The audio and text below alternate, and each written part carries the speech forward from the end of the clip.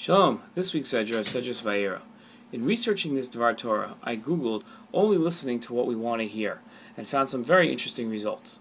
I found nothing about my topic, but was inundated with online music sites offering me thousands of ways to listen to only the music that I am interested in. Although I didn't find any research papers on my topic, I thought it fitting that every option around us is centered around the individual. Cookie-cutter services are no longer offered. If we only listen to the music we want to hear, the shows that we want to watch, and the food we want to eat, is it no wonder that we selectively listen during conversations? In this Dvar Torah, I'll focus on selective listening. I'll explain why we do it and steps that we can take to correct it. I'll prove my points from an episode of this week's Sedra. I hope the viewer of this Dvar Torah begins to pay more attention to what we're hearing and not just what we're listening to. We like to protect ourselves and the bubble that we live in.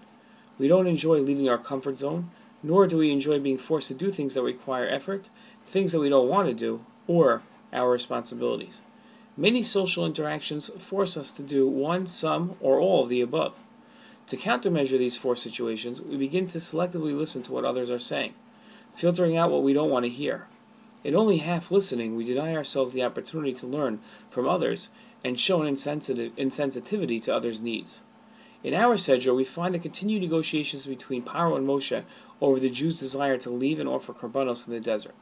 After a plague of wild beasts sweeps his country, Paro somewhat relents and says, "Go sacrifice to your God in the land."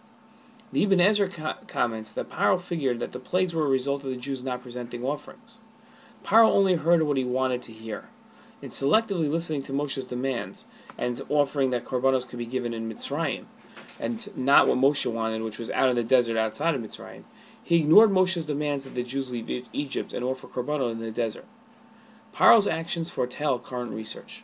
A team of psychologists from the universities of Illinois and Florida have concluded that, while we now live and work in an environment filled with information, we filter out most of what we see and hear. People, they argued, tend to avoid information that contradicts what they already think or believe. To properly learn from others and be sensitive to their needs, it is important that we listen to what's being said, not just what we want to hear. Shabbat Shalom.